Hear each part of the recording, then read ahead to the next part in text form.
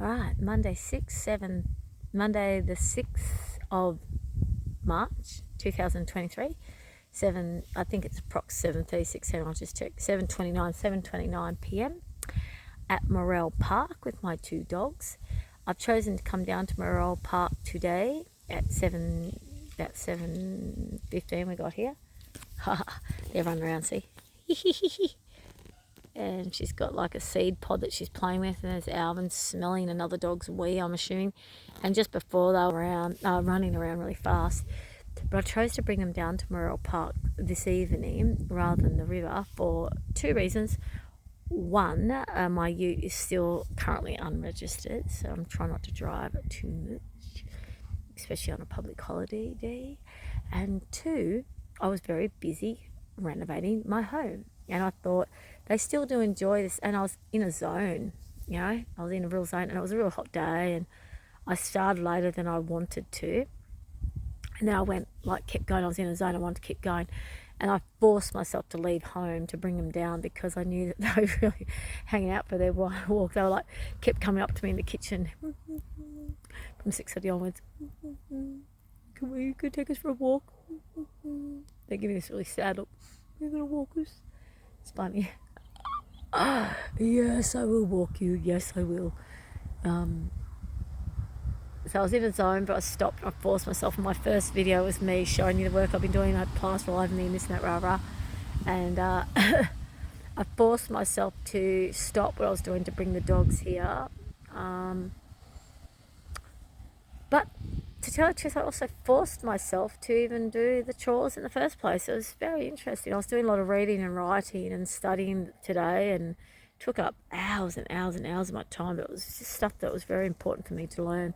And then I was like, got to get something really practical done. What's the most important thing that I think is really the most utmost moved me forward of all, and something that I was going to do last week, which was finishing off that plastering of where I took the overheads down, and I patched up all the holes from all the screw holes that came out, and because the overhead over the top of the kitchen sink was really in the wall, but also around the window frame where I've been stripping the paint off, and the mantelpiece the fireplace mantelpiece, the kitchen meta stove mantelpiece. So I actually had paint stripped that, scraped all that paint strip off with the old paint, and then I was sanding that back. So that felt really great. Really taking that back to Jarrah. It's really nice. Getting the wall sanded back, dealing with a lot of crevices and imperfections in the wall, which I didn't realise until today just how deep some of them were. And then revealing secrets being revealed for healing. Secrets being revealed for healing. So the reading that I was doing today was about secrets being revealed for healing. Lots of information on TwinFlame Journey and Soulmates Journey, and other people use this as trauma bond dynamic or narcissistic empath dynamic, whatever. I've just been correlating a lot of similarities. Secrets being revealed for healing. Okay?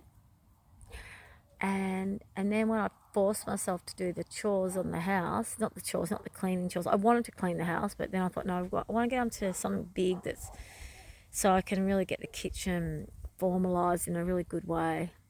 So if I get this wall sanded and get on top of these window frames and this mantelpiece and blah blah, then I can get closer, putting the shelves up and painting the walls and putting the shelves up, and then I can really organise the cupboards proper, and then the kitchen, and I can put some pictures up on the wall, and it's just going to be fantastic.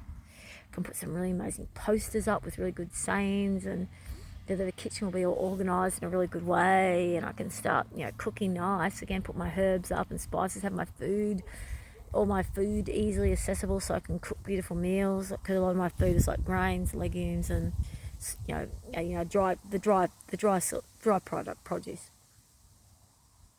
So I'm really proud of myself for doing that. And then of course, whilst doing that, I found some integrity issues in the wall and started really putting back. Someone else might have just painted over the imperfections, but that's what's been happening with this house for about the last 40 years, you see. So I've just taken it right back to where where was the plaster not crumbling? When was it strong? And took it right back. It's almost back to the bloody bare basics, back to the beginning. And I realise it's because the old horsehair plaster produce gets dry.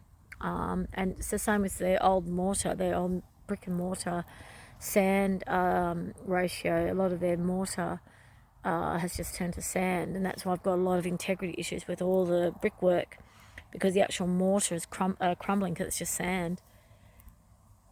And anyways, that's a little Alvin. So anyways, the readings I was doing today, a lot of the studying I was doing today was about the dynamic. I sort of want to talk about in detail right now, but to tell you the truth, I'm actually just got a little bit cold. It's a bit chilly here. I just feel like maybe it's not the right place to talk about it now. Now I've decided maybe it's not the right place to talk about it. The dogs aren't running as much. They're just walking. Oh, they're still smelling. The wheat belt gets cold. Like right now it's a little bit chilly. I was almost going to bring a scarf down. I didn't. But anyways, yeah. The dynamic that I have with my husband and I has been a marvellous one, because God has definitely brought us together. We're definitely twin flames and soulmates, and when two soulmates meet, they activate each other's callings, they activate each other's healing. And what actually happens is the activation actually is the person starts to feel things they've never felt before. And this is also, some people say the soul mate twin flame thing equates to, well, this is me saying the soul mate twin flame journey looks very similar to the trauma bond dynamic, as in trauma bond people are very drawn. The scientific medical model will say people who have similar woundings will be drawn to each other because they understand that wound, and that wound helps the inner child or the wounded being, the two wounded parts of each other, feel really comfortable with each other, and they're drawn to each other, they're magnetized to each other. But then actually what happens is their unresolved triggers get brought to the forefront, and then there's a lot of dysfunctional dynamic that needs to be healed. Now with the soulmate twin flame journey, it's the same. So they're very drawn to each other, like the souls are just completely drawn to each other, and yet they've got this, or they activate the deepest part of everything that they've been running away from. So all their buried emotions and memories come to the surface. Like those two people coming into each other's lives actually activate the buried memories and the buried they get triggered into all the stuff that they've been running away from, that they buried and they've been running away from and not wanting to face, gets brought to the surface. And so what it actually looks like with these soul frame here, I missed them. They were running, but I turned around. Basically, what happens, unfortunately, or not unfortunately, it's actually marvellous. It's actually really required. But basically, the twin flames, the soulmates, the soul bond, activates the calling, activates them to look into the deepest crevices of every buried, issue that they've been trying to run away from and not deal with. And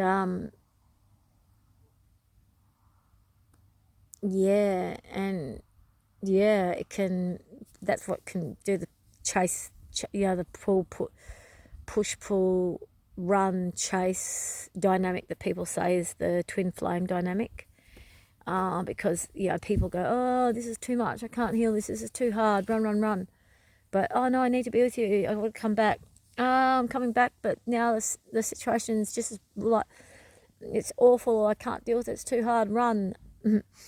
But it takes time, it takes awareness, it takes a skill set, it takes a lot of awareness, a lot of self-reflection, a lot of understanding, a lot of bravery, a lot of courage to face the demons, to face the fears, to face what's coming up in gratitude, to actually go, thank you for bringing thank you for helping this come up. And then when you take it to the Christian model of husband-wife, they stick by each other's side, and that's where they embrace each other, help each other through those dark times, and they don't run away from each other. So one of them's been really unlovable and having a freak out, the other one holds them and gives them space and is there for them. So Christian couples work through this trauma bond and this twin flame journey much quicker than non-Christian couples, because of that very essence of holding space for the other and not giving up on the other and being completely committed to the other. And yeah, you know. But anyways, what's been happening for me, as a lot of you know, I had a lot of stuff come up, April, May, June, July last year. Full on memories came up. And at that time, I thought it was because I felt so safe with my husband. I thought, oh, it's coming up because I feel safe. And that actually is the truth. My soul connection with my husband is so true that my deep buried memories were coming up to be healed. They were activated to be healed. So that is true. My first feelings of what was happening were true. Then what happened, because he ran, Zena Vina, hello darling, little Zena. Hello darling, you having fun? I think she's having fun. So basically then what happened was, then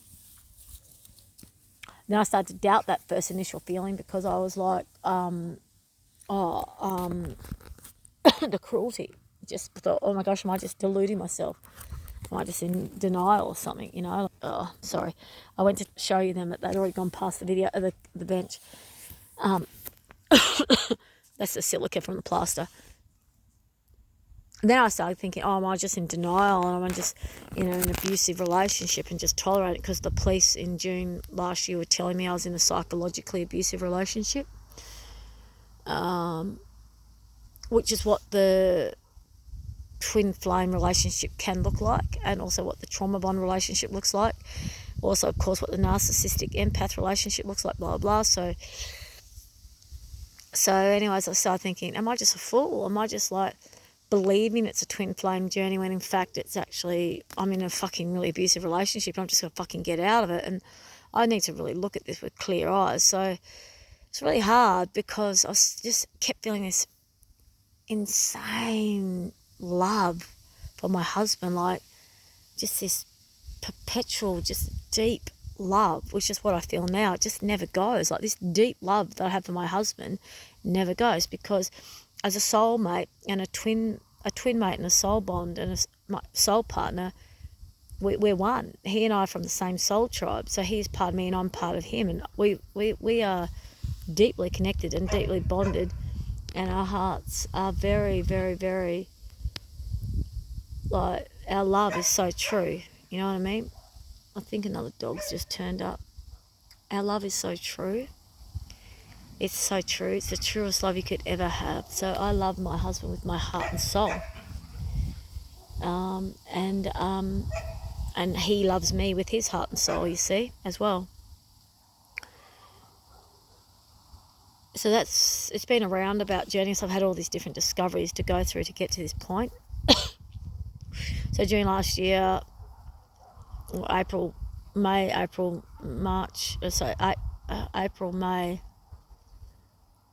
last year, 2022, I thought, oh, all these memories are coming up because of, we're in this twin flame journey and I'm having all this deep healing. It's because I feel so safe with him and I'm just going to work with it. But then because he didn't step up to be there for me and love me and be kind, and because he actually ran away from me and left me to die, and told me later he left me because he didn't want to be in a sinking ship. So he was so reactive to me going to a healing space from us being twin flames and our commencement of our marriage and, living together and starting this new life. But we had all these external circumstances, which I do believe were devil attack as well. We're under extreme devil attack, 100%. 100% we're under devil's attack. Then I also had the twin flame memories come up, but he was activated. I've only just come to realise this in the last 2.5 months, right? He was also being activated, but he wasn't talking to me about it. I was talking to him about what's coming up for me, but he wasn't talking to me. He just went into withdrawal mode. He just completely withdrew. Now, his activation was like, uh-oh, this is something I don't know. This is something I don't understand. I've never felt this before. What's the ulterior motive? What's the catch here? I've never felt love like this. No one's loved me like this. You know, I've got to be wary, guard. You know, I've got to be guarded. And so he wasn't completely committed. He never opened his heart completely. He didn't completely surrender to our marriage or our relationship or our life in Northern, or he wasn't loyal to the marriage. He wasn't committed to the marriage. He wasn't in his heart. He wasn't present. He was not present. He was not being the present. He was too focused on the past, his past experiences, and looking at his fears and looking at comparing what he had now, which is, I'm talking about last year, like November 4th, 2021 to June 24th, 2022. At that point, he was too focused on trying to compare what was going on now to everything that happened in his past, to look at if there was any correlation, to see if there was anything to go, yep, I've got to be fearful, yep, I've got to keep my guard up, because he's had such an abusive life and so many manipulative people who have just tricked him and deceived him and manipulated him, and he was looking for that, right? He was looking for that. And he wouldn't surrender. He knew that I was the love of his life, and he knew that he'd made the right decision by marrying him, coming up to Northern, but then he was looking for it to all fall away. He was so vulnerable. He didn't want to lose it all. He thought, oh my gosh, this is like perfect, and everything's perfect, yet I'm going to lose it all. It's too good, it's too perfect. So he fucking sabotaged it, right?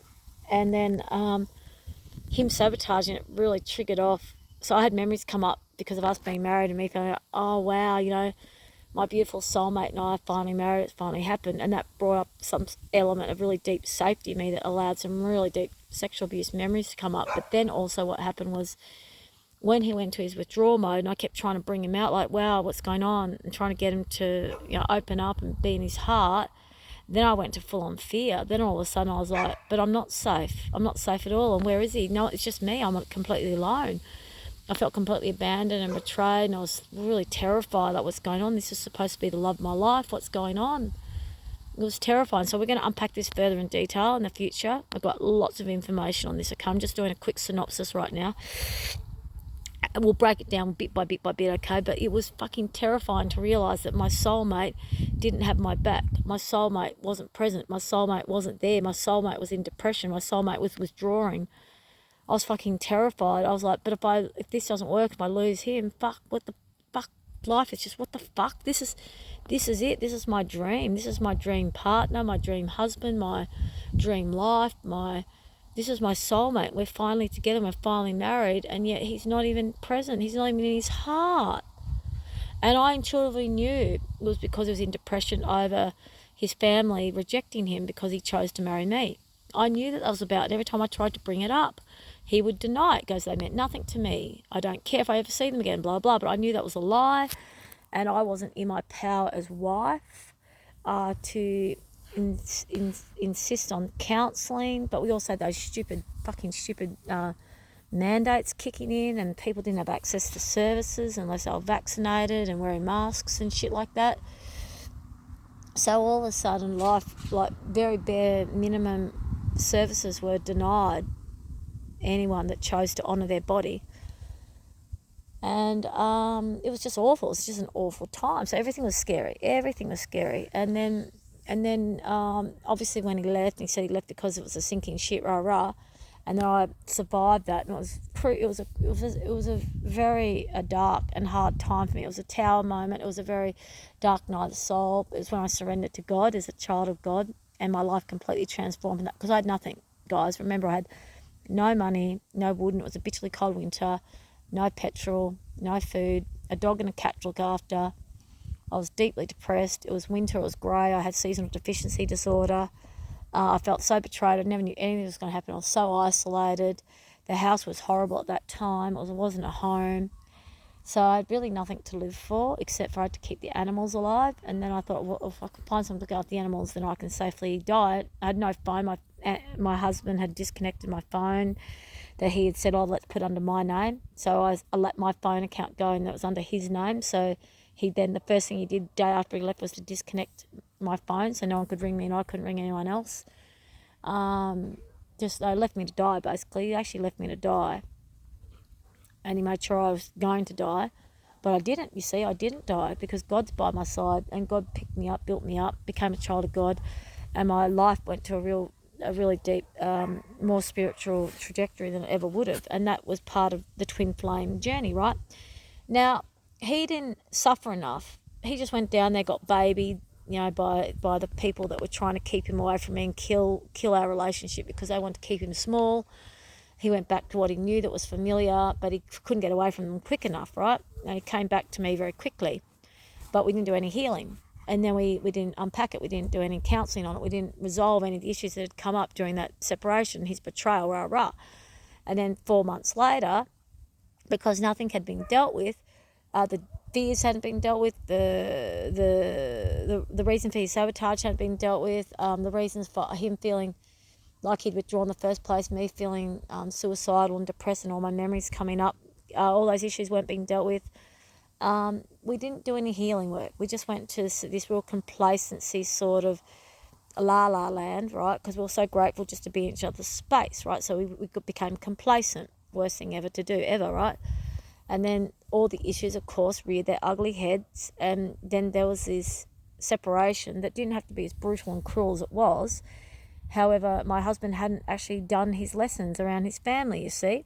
If we'd actually done the healing, if he'd done the healing on it on the first separation, or if he'd done the healing on it before he married me, or if we worked on it as a couple after he came back, then the second separation very likely would not have occurred. But we didn't do the work.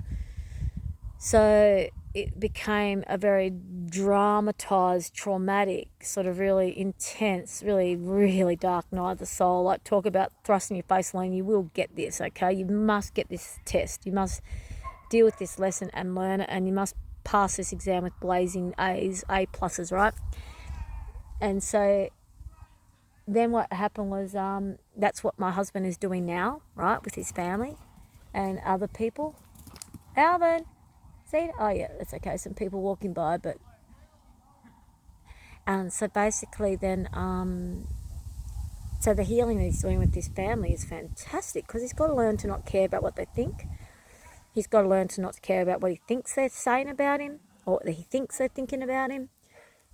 He's got to learn to honour himself, you see. He's got to create his own identity, honour his own identity, honour his own truth, step out of 3D into 5D, honour the twin flame connection, not mould me, like his love of me and his desire to have me, his need and desire to have me in his life, not mould me and our marriage into somehow fitting in with his 3D, very dysfunctional, sort of limited, sort of trauma bond based, very toxic, narcissistic focused. I hope these people don't come in. Hello. Yeah. Alvin, Zena. Oh, are you opening the gate?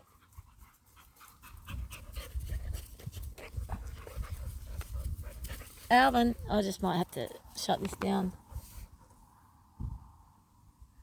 Alvin, come here. Okay, I'm going to have to shut this down. I'll start it later. I'm not sure what's happening here. Hang on, I'll talk to you guys later.